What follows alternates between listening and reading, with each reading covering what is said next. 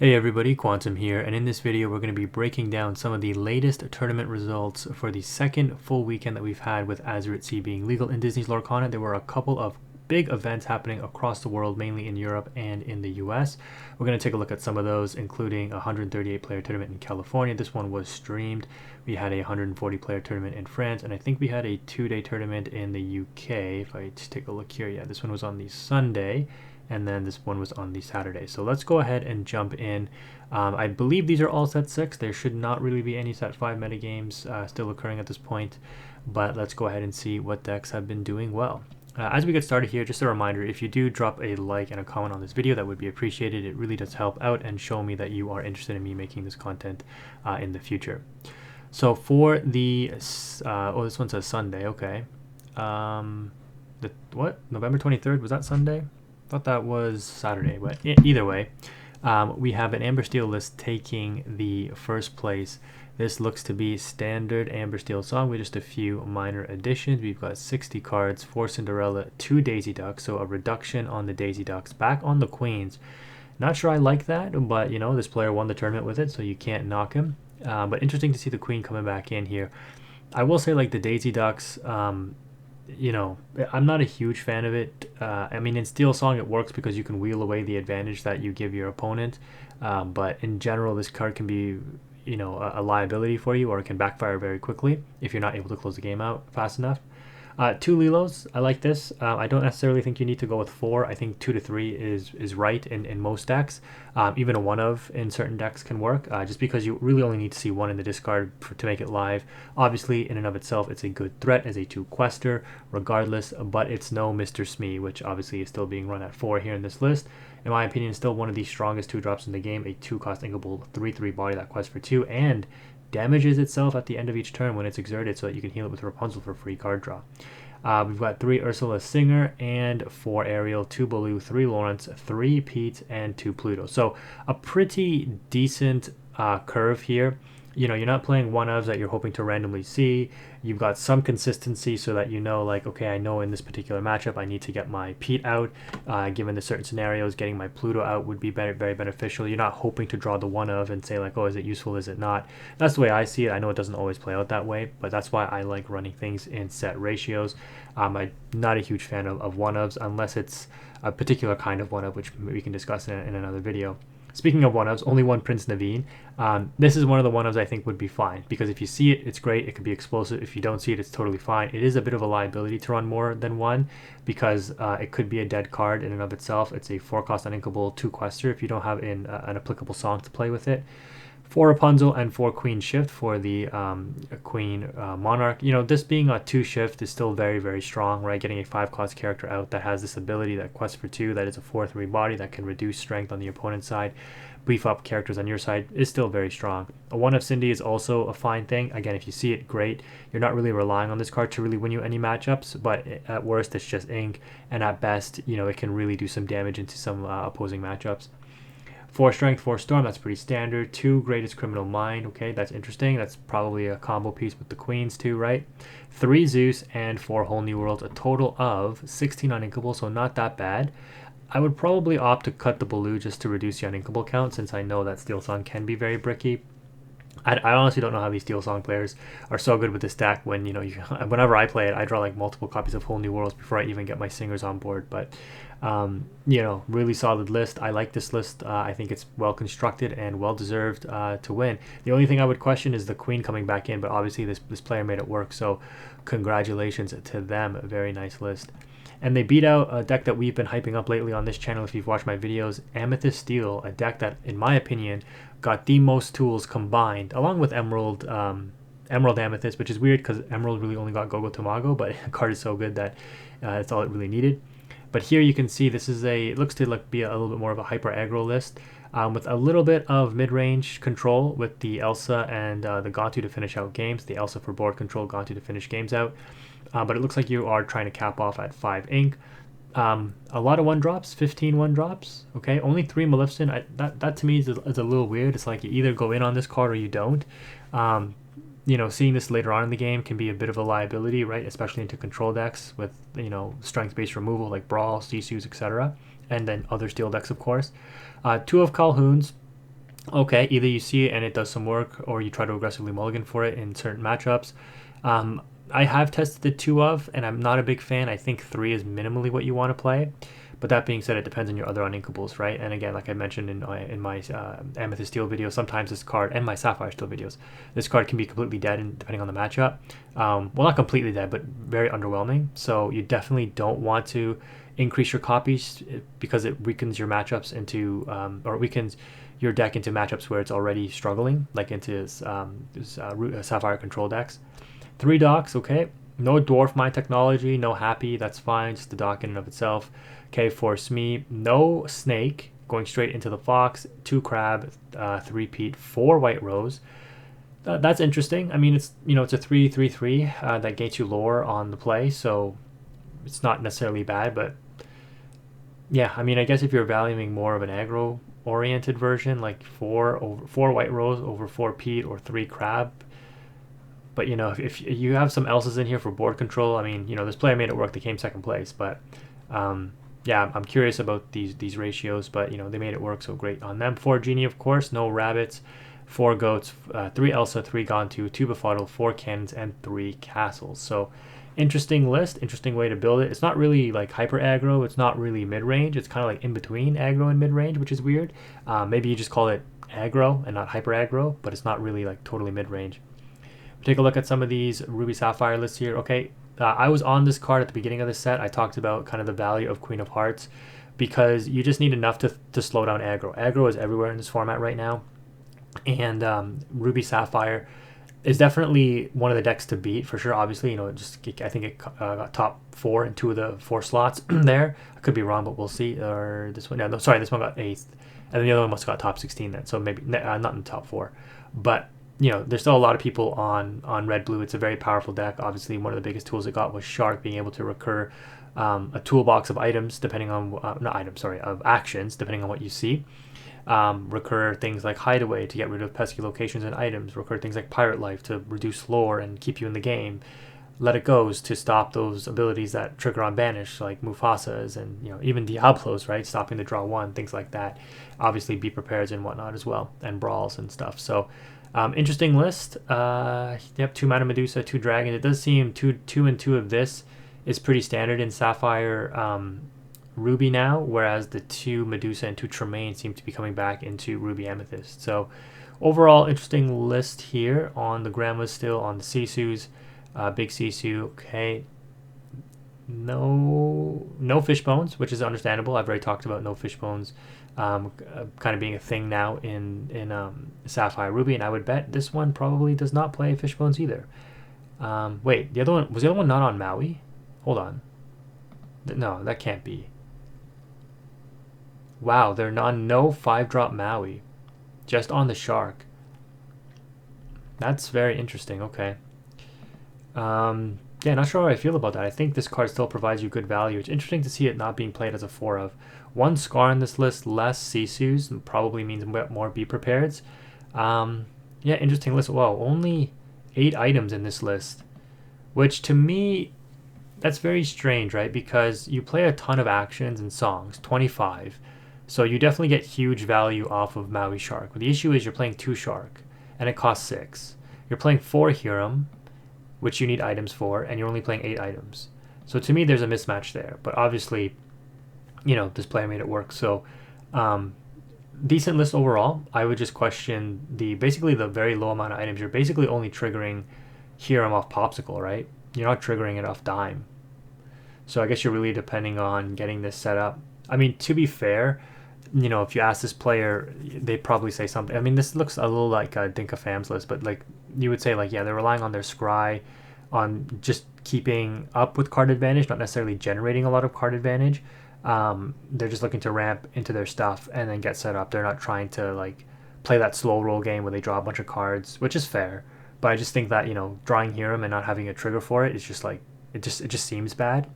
I've always played Hiram with a lot of items, so maybe I need to try this build out before I'm not criticizing it necessarily, but just maybe I just don't understand it. But yeah, very interesting.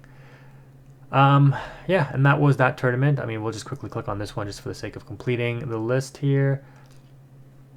Okay, on the bells, but also very mid-range lists, not necessarily hyper aggro, no Maleficents and stuff like that. So again, just Amethyst Steel, just put good cards, good Amethyst cards, good Steel cards into the deck, and it will do work. So that was what, the Great Britain tournament here. The next one we'll take a look at is Battle of the Bay. I did catch some of this being streamed. Interesting to see the top 4 being 2 Amethyst Steel, both losing out in top 4 to 2 Ruby Amethysts. So I think we'll only take a look at the top 8 here. So Steel Song, I think they got beat out by Steel Amethyst, if I remember correctly, which was interesting. And then a Sapphire Steel. Oh, sorry, not Sapphire Steel. There's no Sapphire in the top 8, by the way, which is interesting. 1 Ruby Sapphire, 2 Ruby Sapphire in top 16, but none making it to the top, and no Sapphire Steel whatsoever. The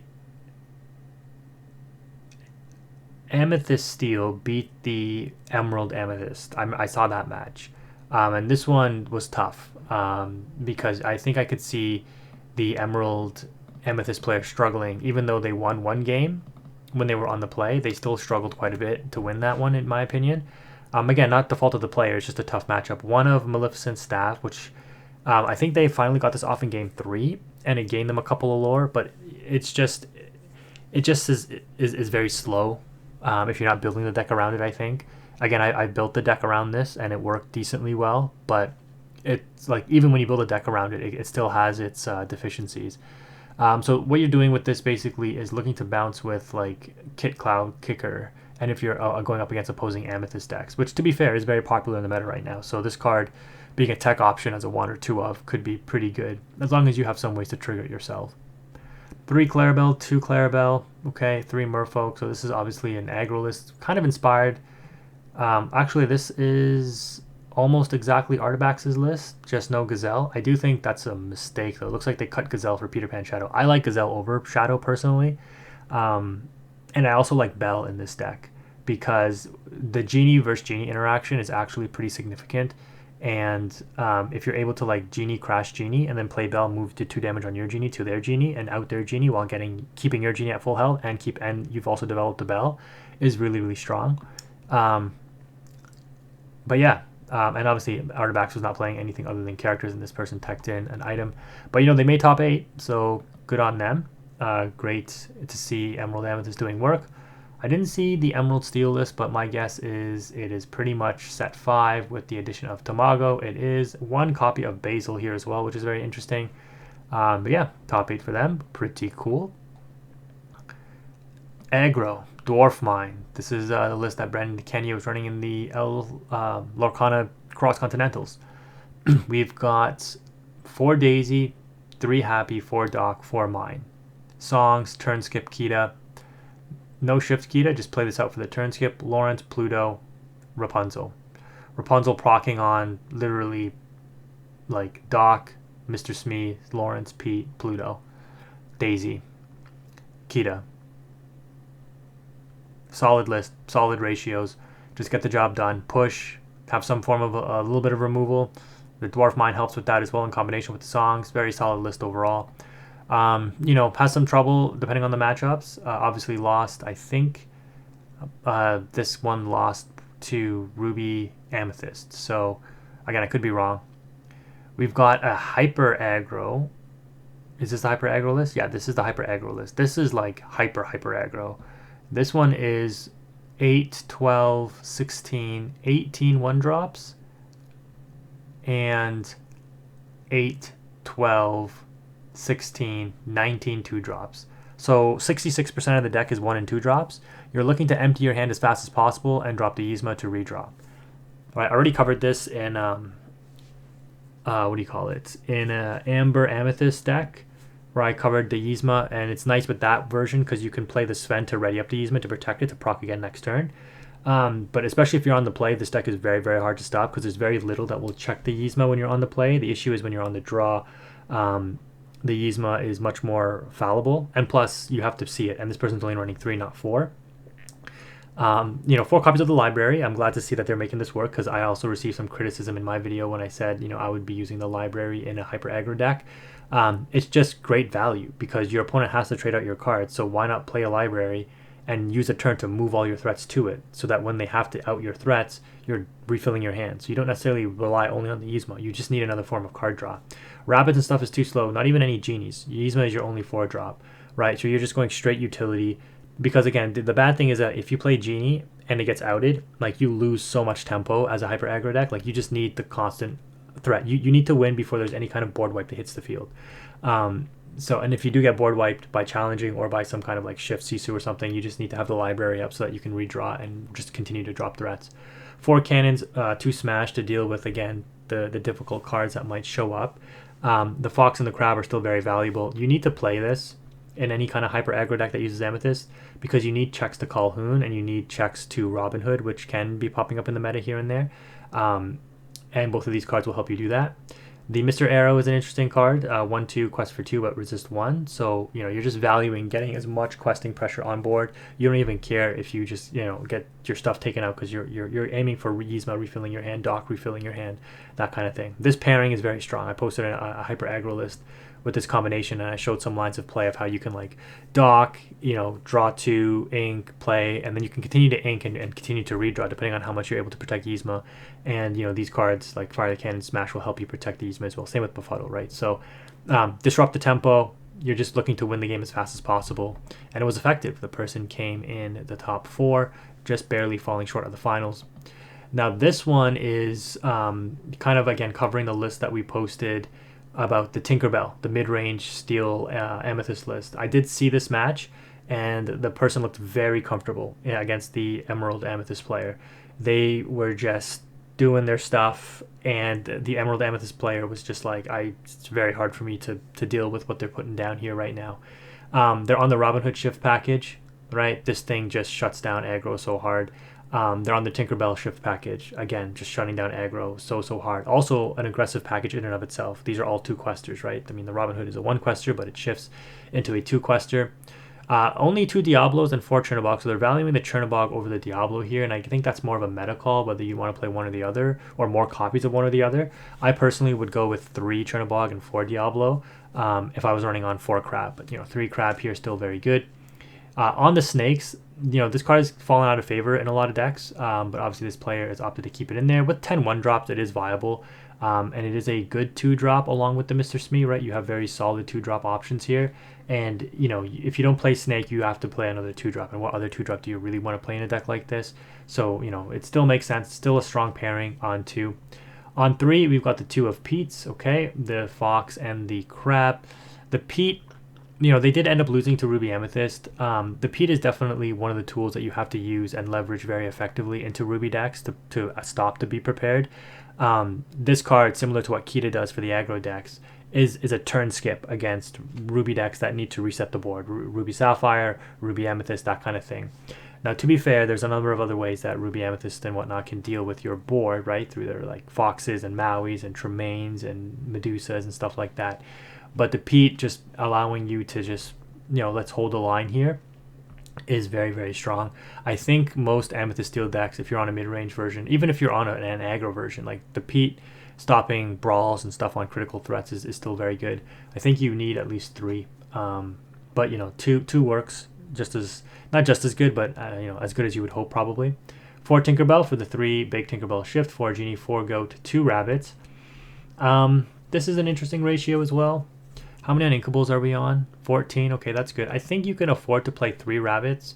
I mean, you're already on 62 cards, so it's a stretch to, like, what do you cut? What do you add? Yeah, that would be tough.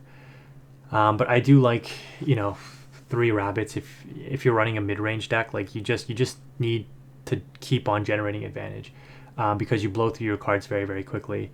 And your opponent is going to be... I mean, it depends on if you're the aggressor or the defensive player, but if you're the defensive player, you care more about, you don't care about your cards getting wasted. You just care about, how can I claw back tempo, because they're the one that's dumping their hand. But when you're the aggressor, you're not a hyper aggro deck. So if you end up running out of resources too quickly and your opponent has been able to kind of stop you from pushing too far ahead, you run out of resources, and now you're like, well, I'm a mid-range deck, so I'm in top deck mode, right? The reason that the Emerald Amethyst list runs well is the same reason this list can run well too, right? You have a lot of these redraw cards. So I think you just want to be very careful with your ratios of how you play them. So only having 2 Diablo, only 2 rabbits, could be a little bit of a dicey situation, because if one of these gets outed, you only have 1 left in your deck.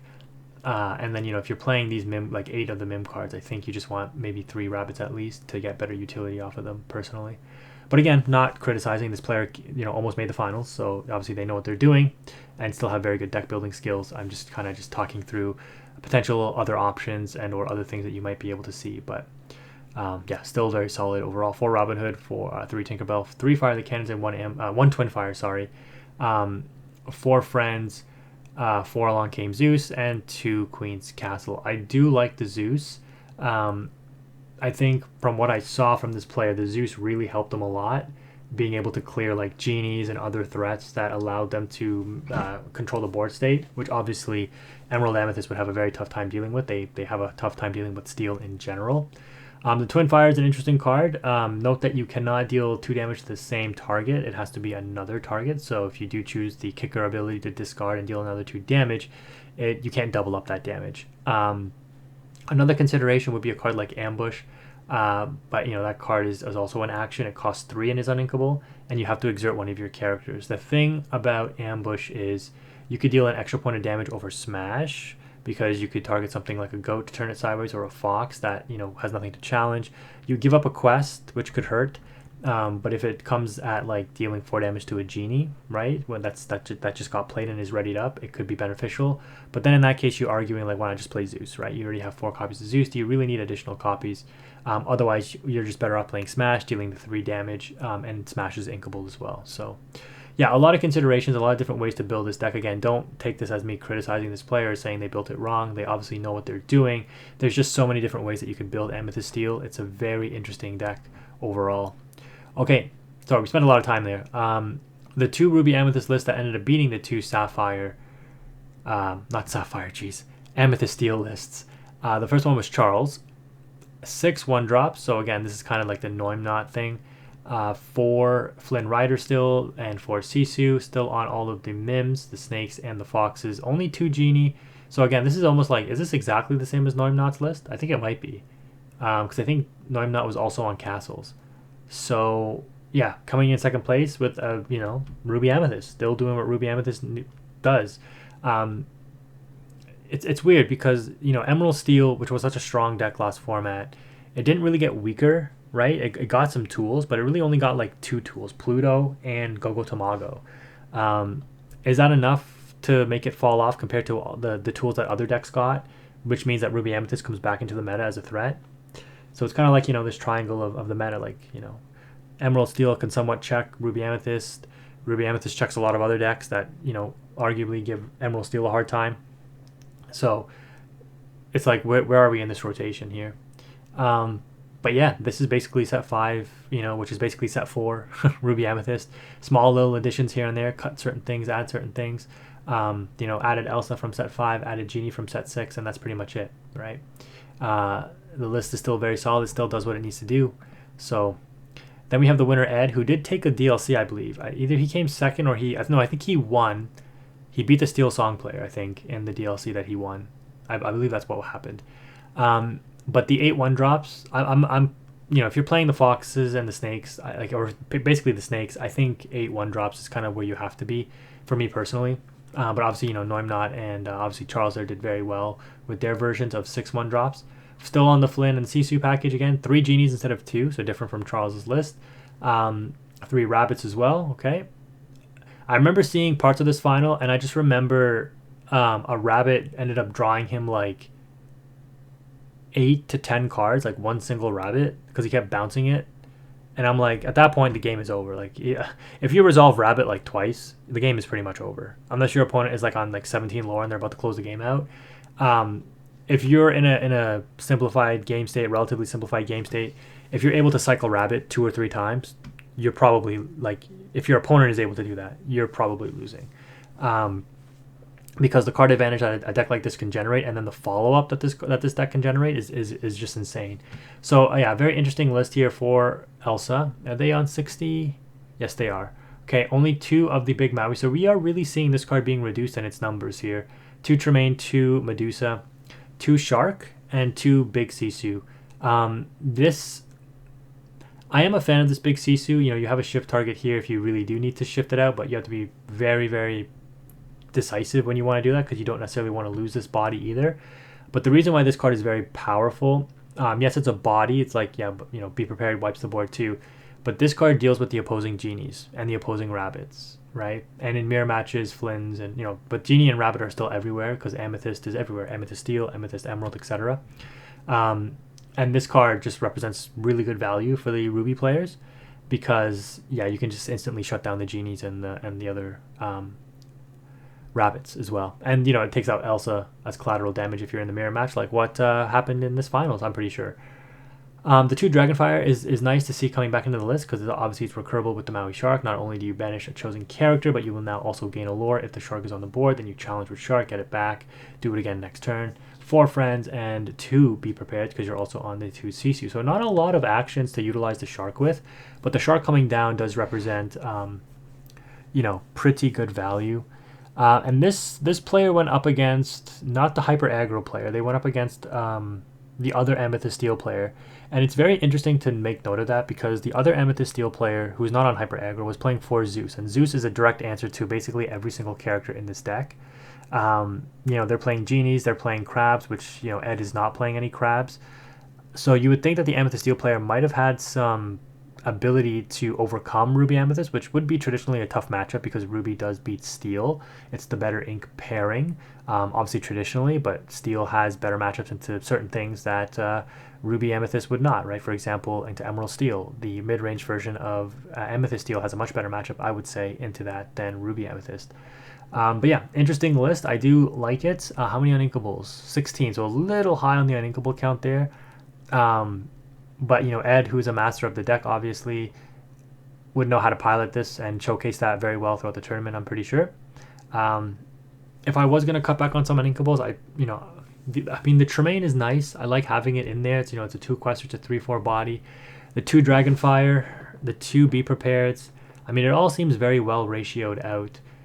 I mean, one of Dragonfire would just seem underwhelming. It's like, I might see it, I might not. Like, seeing Dragonfire, I think, is never going to be really a bad thing right now.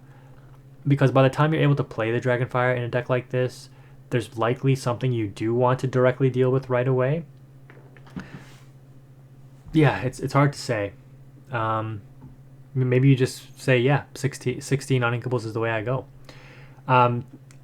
You know, the Flynn Sisu line can still win you a lot of games that you shouldn't be winning, maybe. It's really good into the control matchups, obviously, as well. So, yeah, a lot of stuff going for Ruby Amethyst still. So that was interesting for that. Man, we're taking a long time on these meta reviews, huh? Let's take a look at this. I mean, I think they got Saturday and Sunday mixed up for this. We have Amethyst. Okay, Amethyst Amber, Hyper Aggro, taking the Sunday tournament. Again, the library in there, even Chromacons, but wow, is this set 5? This looks, yeah, this has to be set 5. This is set 5, for sure. Yeah, Finders Keep it. Yeah, this is set 5. Okay, so well, nice. Okay, so this video will be shorter. We'll skip this. Nice. Cool. Set 5. Oh, it says set 5 in the title. Quantum. You should read. That's kind of embarrassing. Anyways, the final. Oh no, maybe we'll take a look at both of these. Let's take a look at this one here. Oh, Emerald Amethyst. This is exactly the same as Artabax's list, is what I'm thinking. I'm pretty sure this is exactly the same. The thing that stick out to me are the one of Gazelle, one of Shadow. I would cut Shadow and go 2 Gazelle. That's what I did in mine, right? From like what I showcased in my like demo videos where I go over lines against like a deck like this, because this deck is going to be everywhere. This deck is very, very strong. And I would also go 3 Chernobog followers personally. The rest of it looks very, very solid. Yeah, this deck is a problem. This deck is good. Not surprised that it won. But yeah, it's just Artabax's list. Beat out. Oh man, beat out. I mean, they were probably like super happy. Be like, oh yeah, Ruby Sapphire in the finals. Great. Stone Dragon, Vitalosphere, 1 dime, 3 Ice Block. Okay. No Fishbone again. Okay, yep, standard now. Azurite Sea and T-Pose. Yep, 2 How Far I'll Go. So this is the way that Ruby Sapphire seems to be going, for the Shark version at least. I do think that there's some merit in taking a look at the Maurice's Workshop version still, but that's for another video. Third place, another shark build. Very, just wow. Almost nothing on the early game, just straight up bangers on the top end. 4 dragon, 4 ice block. How many big? 3 big Sisu, okay, and no. Oh yeah, 3 small Sisu, okay. So yeah, you get extra utility out of the ice blocks there. Very nice. Steel Song coming in 4th. 1 of Piglet, okay. 3 big Cinderella, wow. And 4 Naveen, so very different from the other Steel Song lists that we saw. The Europeans just be doing things different, I guess. Evasive, let's see if this one is different. Yeah, this one's different. Interesting. The You Came Back with the Ursula is kind of nice because you can get a doubled exert because you can quest when you ready the character. And obviously you get 6 lore out of that interaction. 2 Isabella, so You Came Back, Isabella. If no other character is quested, so it doesn't include herself, so she could quest for 8 in a single turn with the You Came Back. Genie on the Job, okay. Ursula will quest for 6 with the You Came Back. I mean, it's just a 1 of, but still interesting. The Cricky can quest for 6 too. Interesting list. I think that's it, right? Nothing else really showing up here. No Ruby Amethyst. We've got a top 16 Amethyst Sapphire. Using the Alice, the Yzma, wow. Elsa, wow, this list is crazy. Rafiki, holy. Are they on... They have to be on Tebow, at least, if not Fishbone. That's a lot of high-end uninkables, though. To be fair, once you get there, like, it's good on them. Like, you got a lot of powerful cards at your disposal. But I think that's going to be it. So, interesting to see what's winning. A lot of Amethyst everywhere, as expected. The new Genie, like, I guess you could basically just call this the Genie meta now at this point, right? Ruby Amethyst, Emerald Amethyst, Steel Amethyst. 3 very powerful decks, all running Amethyst, all on Genie, all because of Genie, right? And all of them got certain tools. Well, Ruby Amethyst, yeah, Ruby Amethyst can play Shark. Obviously, Amethyst Steel got like Calhoun's and things like that. And Emerald Amethyst got the Go-Go, which that one single card just propelled that deck to like tier 1 status. That's going to do it for the second Lorcana weekend for AZURITE. This was a pretty long video. If you made it this far, let me know in the comment section below. Thank you again for watching, though. Quantum is out.